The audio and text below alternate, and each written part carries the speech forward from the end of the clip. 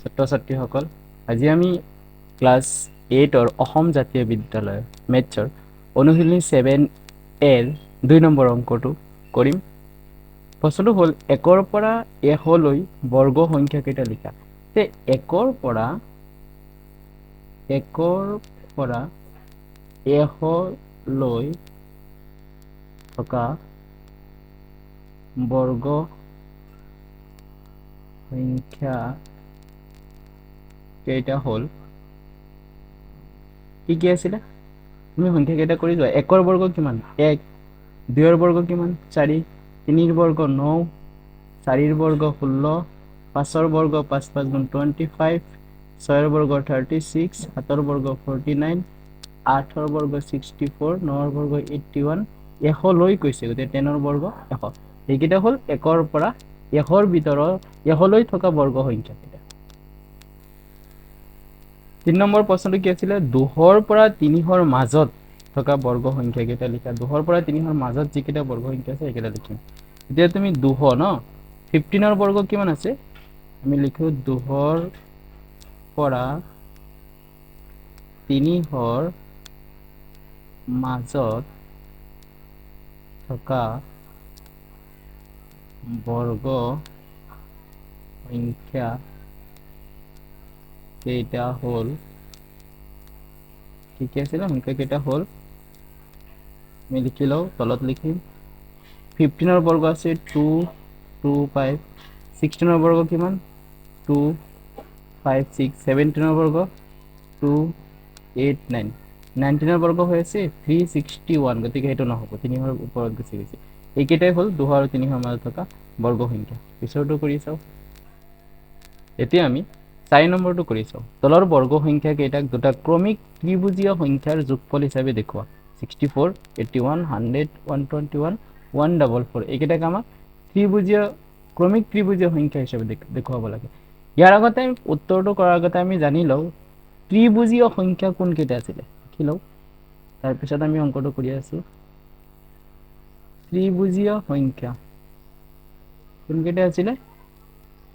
1 3, 3ৰ লগত 3 যোগ কৰিলে 6, 6ৰ লগত 4 যোগ কৰিলে 10, 10ৰ লগত 5 যোগ কৰিলে 15, 15ৰ লগত 6 যোগ কৰিলে কিমান হ'ব? 21, 21ৰ লগত 7 যোগ কৰিলে 28, 28ৰ লগত 8 যোগ কৰিলে 36, 36ৰ লগত 9 যোগ কৰিলে হ'ব 45, 45ৰ লগত 10 যোগ কৰিলে হ'ব 55, 55ৰ লগত 11 যোগ কৰিলে হ'ব 66, 66ৰ লগত 12 যোগ কৰিলে হ'ব 78, এনেকৈ আৰু বহুত আছে। এতিয়া আমি অংকত আহোঁ। প্ৰথমটো কিমান আছে? 64। তুমি এটা কাম কৰা, ইয়াৰ আধা লোৱা। 64ৰ আধা কিমান হ'ব? 32। 32ৰ ওচৰত 32তকৈ সৰু আৰু 32তকৈ ডাঙৰ দুটা সংখ্যা যোগ কৰি দিওঁ, 64 হৈ যাব। 32তকৈ সৰু হয় 28 প্লাছ 32তকৈ ডাঙৰ হ'ব 36, এই দুটা যোগফল 64 হৈ যায়। পিছৰটো কিমান আছে? 81। 81ৰ আধা লোৱা। চোৱাচোন, 80ৰ আধা 40, 40তকৈ সৰু আৰু 40তকৈ ডাঙৰ। 40 ক'ত আছে? 40ৰ ওচৰত 45 আৰু 36, তেতিয়াহ'লে 36 প্লাছ 45। পিছৰটো আছে কিমান? 100, 100ৰ আধা 50, 50ৰ ওচৰত কোন আছে? 45 আৰু 55, তেতিয়াহ'লে 45 প্লাছ 55। পিছৰটো কিমান আছে? 121, 121ৰ আধা হ'ল, ধৰচোন 120 আধা 60, 60ৰ ওচৰত কোন আছে? 55 আৰু 66, তেতিয়াহ'লে এইটো হ'ব 55 প্লাছ 66। পিছৰটো কিমান আছে? 144, 144ৰ আধা কিমান হৈ আছে? 144ৰ আধা হয় 72, 72তকৈ সৰু আছে 66 প্লাছ 72তকৈ ডাঙৰ আছে 78, এই দুটা যোগ কৰিলে হৈ যাব। আশা কৰোঁ সকলোৱে বুজি পাইছা। Thank you. এতিয়া আমি 5 নম্বৰটো কৰি চাওঁ। প্ৰশ্নটো আছে তলৰ কোনকেইটা বৰ্গ সংখ্যা নহয় যুক্তি সহকাৰে উল্লেখ কৰা। এতিয়া এই প্ৰশ্নৰ আনচাৰ কৰাৰ আগতে আমি কেইটামান নিয়ম জানি লওঁ। 1 নম্বৰ নিয়মটো হ'ল বৰ্গ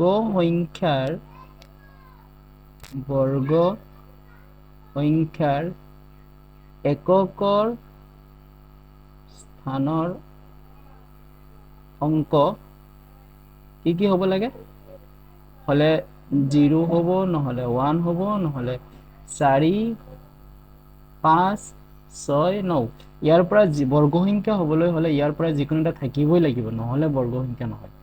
2 নম্বৰ নিয়মটো চাও বৰ্গ সংখ্যাৰ শেষত যদি শূন্য থাকে তথাপি হলে বৰ্গ সংখ্যাৰ শেষত যুগ্ম সংখ্যক শূন্য থাকিব লাগিব জোড়া যুগ্ম সংখ্যক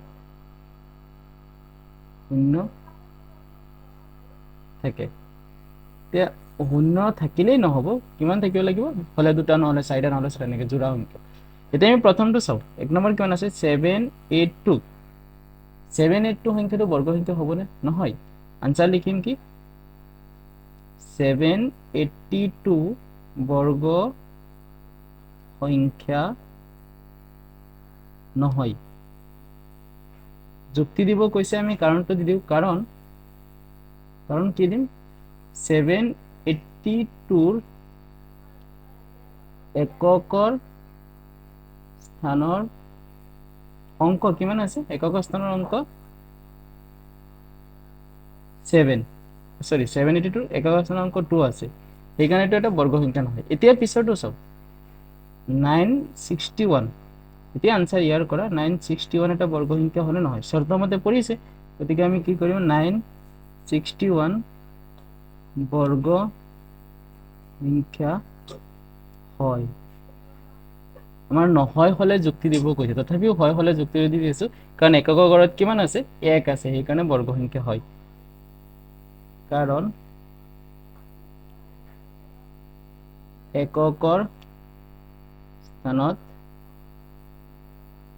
1 আছে তো লিখি দিলেই হ'ল এতিয়া পিছৰটো কি আছিল 1658 আনসাৰটো এটো কৰা 1658 বৰ্গ সংখ্যা হ'ব না নহব 1658 বৰ্গ সংখ্যা নহয় 1658 বৰ্গ সংখ্যা নহয় কাৰণ একেই কাৰণ ইয়াৰ লগত মিলা নাই কাৰণ 1658 ৰ এককৰ স্থানৰ অংক কিমান আছে এটো 8 আছে সেইকাৰণে এটো এটা বৰ্গ সংখ্যা হোৱা নাই পিছত আমাৰ কিমান আছে পিছত আছে 1349 এককৰ স্থানত যেহেতু 9 আছে গতিকে 1349 বৰ্গ সংখ্যা হয় কাৰণটো লিখি দিবা পিছৰটো কিমান আছে 640 আমি ডাইৰেক্ট লিখি আছো 640 বৰ্গ সংখ্যা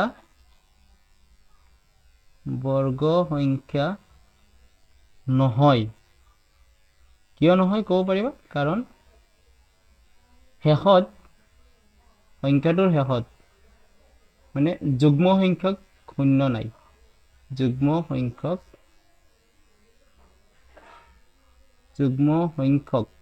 হৈছে শূন্য নাই তো নিজৰ বাহাত যি লিখিবা পিছৰটো কিমান হ'ব এতিয়া আৰু নিলিখো 1563 কোৱাচোন এইটো বৰ্গ সংখ্যা হ'ব না নহব নহব কাৰণ এককৰ স্থানত কিমান আছে 3 আছে পিছৰটো নিলিখো এতিয়া পিছৰটো কিমান আছে 2787 ইউ এটা বৰ্গ সংখ্যা নহয় কাৰণ এককৰ স্থানত কিমান আছে 7 আছে পিছৰটো আছে 9000 এইটো এটা বৰ্গ সংখ্যা নহয় চোৱাচোন ইয়াত যুগ্ম সংখ্যক শূন্য আছে নেকি নথকাৰ কাৰণে ইউ এটা কি বৰ্গ সংখ্যা নহয় আগৰ সকলোৱে বুজি পাইছা আমাৰ চেনেলটো সাবস্ক্ৰাইব কৰিবা বুজি পালে আৰু লগৰ বিলাকৰ লগত শেয়াৰ কৰিবা আৰু আমি যাতে ভিডিঅ' বিলাক দি থাকিব পাৰিম থ্যাংক ইউ